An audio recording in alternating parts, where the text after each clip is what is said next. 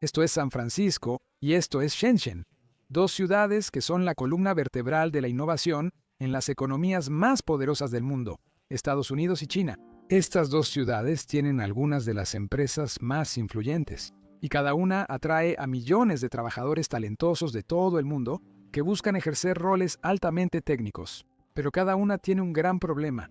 De hecho, cada una tiene un gran problema que es exactamente lo opuesto al de la otra. Esto ocurre porque, aunque ambas ciudades parecen buscar los mismos objetivos, provienen de países con regulaciones, libertades y sistemas muy distintos para impulsar la innovación que las hizo potencias globales. Afortunadamente, al estudiar estos problemas, podemos aprender mucho sobre estas ciudades, las naciones de las que forman parte y la dinámica de nuestra economía global. Entonces, ¿cuál es el gran problema que enfrenta Silicon Valley en Estados Unidos? ¿Cuál es el problema igual y opuesto que enfrenta Shenzhen en China? ¿Por qué la manipulación de divisas complica aún más resolver esto?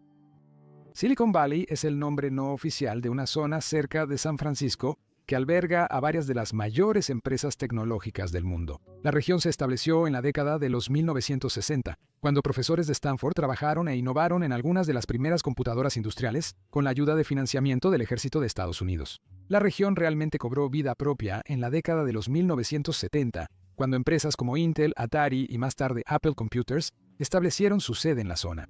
Era el lugar lógico para que estos pioneros iniciales establecieran sus negocios, porque en ese momento las computadoras todavía eran cosa de ciencia ficción para la mayoría de las personas.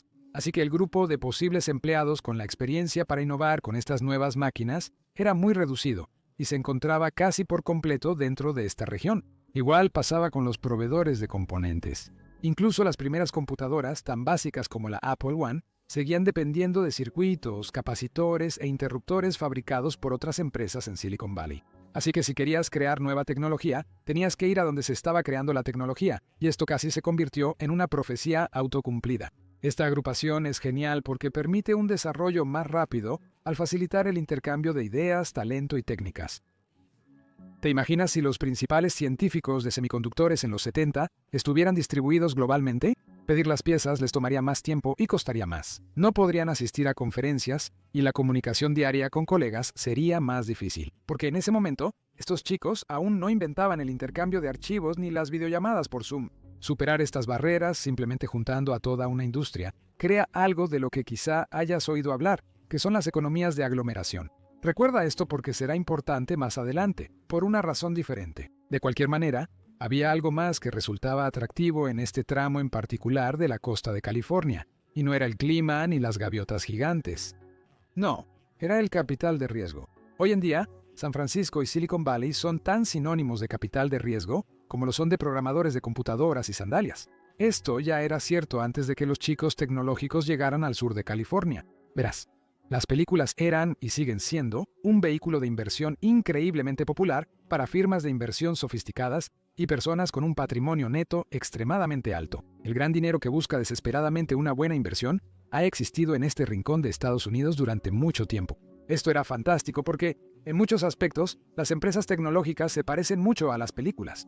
Ambas siguen un proceso estricto de producción sin obtener ganancias. Ambas son una combinación de experiencia técnica y pensamiento creativo. Y por supuesto, ambas son inversiones muy arriesgadas con un potencial de ganancia enorme. Un inversionista exitoso en películas podría sentirse atraído por una propuesta para crear un juego jugado en computadora y mostrado en televisión. Las dos industrias también fueron sorprendentemente sinérgicas. Piensa en Pixar, que básicamente es una empresa de tecnología que usa esa tecnología para hacer películas. Ahora, todo esto está muy bien. Innovadores llenos de esperanza se reunieron en un lugar central para crear grandes cosas, y los inversionistas estaban ahí para proporcionar el capital necesario para descubrir esas ideas y hacerlas realidad. Pero este es un equilibrio delicado, y desafortunadamente, la innovación genuina no es algo que se pueda cosechar infinitamente bajo demanda. Hoy en día, la cultura del capital de riesgo ha experimentado un cambio dramático. A los inversionistas les importa menos invertir en empresas con el potencial de crear un valor enorme, y más invertir en empresas que puedan escalar rápidamente para así vender su participación con ganancias. Mi buen amigo Jake Tran hizo un video increíble y profundo exactamente sobre este fenómeno, y definitivamente les sugiero que lo vean. Pero la conclusión principal aquí es que la gente ha visto lo increíble que puede ser invertir en empresas de tecnología, incluso si al final no son rentables o ni siquiera sostenibles. El aumento de la competencia entre inversionistas ha generado valoraciones más altas y una carrera por entrar desde el principio, lo que ha llevado a financiar cada vez más empresas cuestionables. Empresas que son tremendamente no rentables, empresas que no tienen un plan para ser rentables, empresas que no tienen aplicaciones realmente comercializables y, por supuesto, empresas que son francamente fraudulentas. El fenómeno de tener demasiado efectivo excedente, o dry powder, como se le conoce en la industria, causa excesos. Tener mucho dinero parece un gran problema, pero puede generar inconvenientes. El término dry powder viene de los años 1600, cuando los soldados debían mantener seca la pólvora para disparar sus cañones. Contar con pólvora seca significaba poder aprovechar el campo de batalla cuando surgía la oportunidad. Actualmente, para los profesionales financieros, significa contar con liquidez para aprovechar oportunidades de inversión en el mercado. El exceso de ahorro en instituciones financieras fue una de las causas de la crisis hipotecaria subprime de 2008, ya que se canalizó a valores respaldados por hipotecas. Al principio estuvo bien, pero con más dinero en el mercado, se financiaron productos hipotecarios cada vez peores. Y todos sabemos cómo terminó eso. Las similitudes de montones de dinero persiguiendo lo que comenzó como una buena idea de inversión, pero que terminó yendo tras ideas cada vez peores, perpetuadas por un sistema que institucionalmente traslada el riesgo, son bastante alarmantes, por decirlo menos. Pero al otro lado del mundo, China está teniendo el problema opuesto. Shenzhen es muy parecido a Silicon Valley en teoría. Esto no fue coincidencia. El gobierno chino construyó este centro de innovación desde cero para incluir los mismos ingredientes de éxito que su equivalente estadounidense. El gobierno ha dicho básicamente, un centro financiero consolidado. Hong Kong es uno de los mayores centros financieros de la región. Ubicaremos la ciudad junto a esta y abriremos una zona económica especial. Eso pondrá el capital en el nuevo sistema de mercado capitalista. Aglomeración, haremos que se aglomeren. Construyamos 8 grandes universidades en la ciudad y establezcamos sedes de departamentos de investigación, trenes, puertos y todo lo que una pequeña empresa tecnológica necesita. El problema con todo esto fue que realmente no funcionó. Es anecdótico, pero piensa en cómo tu vida ha cambiado gracias a las innovaciones que han surgido de Silicon Valley. Todo, desde las computadoras modernas hasta la forma en que buscamos en la web e incluso la plataforma en la que estás viendo este video ahora mismo, fueron creados, al menos en parte, gracias a la innovación que facilita Silicon Valley. Ahora, hagamos lo mismo con Shenzhen. Es bastante más difícil. Hay algunos ejemplos como las soluciones de pago móvil, que son muy interesantes, pero no se han adoptado ampliamente fuera de China continental, y TikTok, supongo. Pero no sé si realmente lo contaría como algo de lo que estar demasiado orgulloso. Claro, Shenzhen no lleva tanto tiempo en esto como Silicon Valley.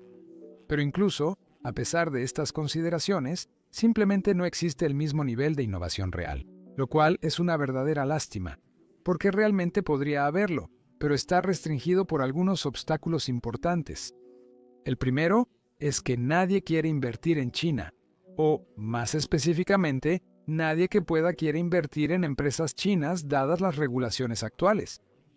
La mayoría de las grandes corporaciones chinas son total o mayormente propiedad del Estado, e incluso aquellas empresas que no son administradas por el gobierno están, en última instancia, controladas por el capricho del Estado. Esto significa que los rendimientos para los inversionistas a menudo no son tan importantes como la influencia política, la recopilación de información o simplemente no causar ninguna interrupción en la forma en que se hacen las cosas. En contraste, eso enorgullece a Silicon Valley. Incluso si ignoras esta ambigüedad moral, los rendimientos no son tan buenos como esperarías.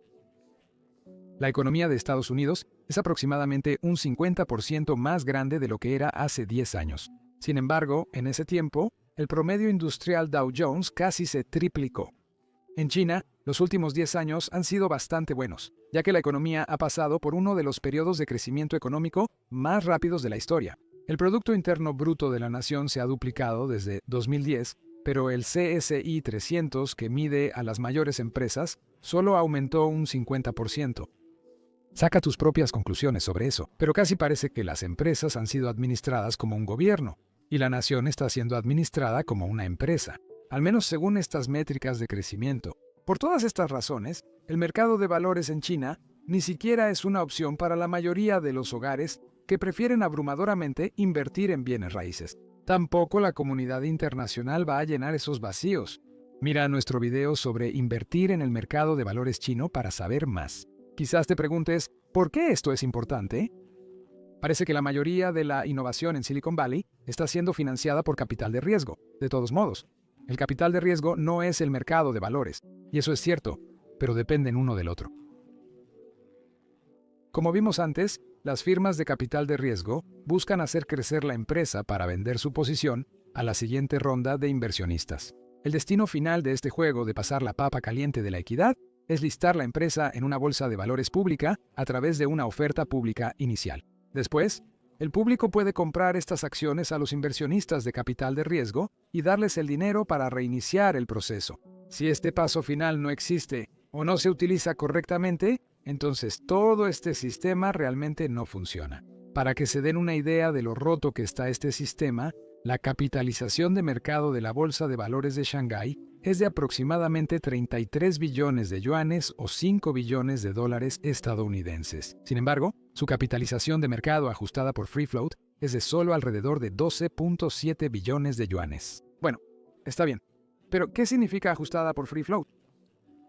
Simplemente es el número de acciones multiplicado por el precio de esas acciones, excluyendo las acciones que están en manos de personas internas de la industria, promotores o gobiernos. Esto indica que casi 2/3 del mayor mercado bursátil público de China pertenecen al gobierno o a funcionarios. Ahora, incluso más allá de esto, en lo que respecta a la innovación, probablemente también haya algo que decir sobre la aceptación social del fracaso en la nación. La frase crece rápido y rompe cosas simplemente no se traduce. Quizás incluso más allá de eso, la cultura empresarial aún no esté donde necesita estar para realmente impulsar la innovación. Esto no es una explicación psicológica.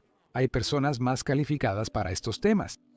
De cualquier manera, probablemente no sea un obstáculo tan grande como la moneda realmente extraña del país. Bien, entonces China podría ser la única nación en el mundo con una moneda que está sobrevaluada y subvaluada al mismo tiempo.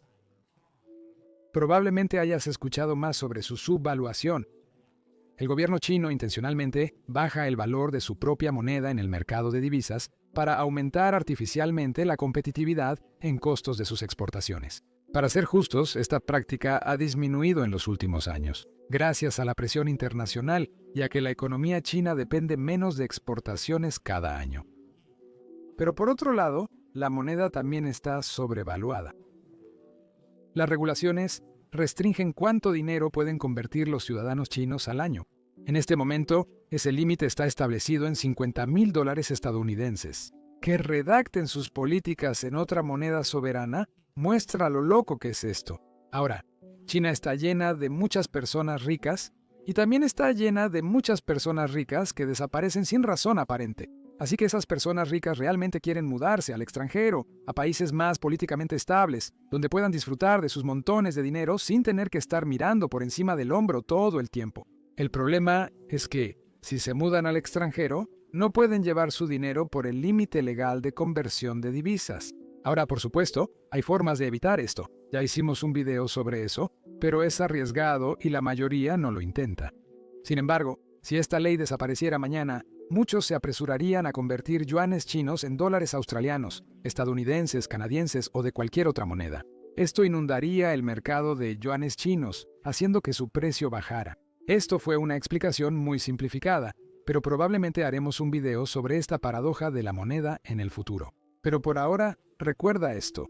La intervención del mercado por parte de un gobierno autoritario está haciendo que una moneda esté subvaluada y sobrevaluada al mismo tiempo.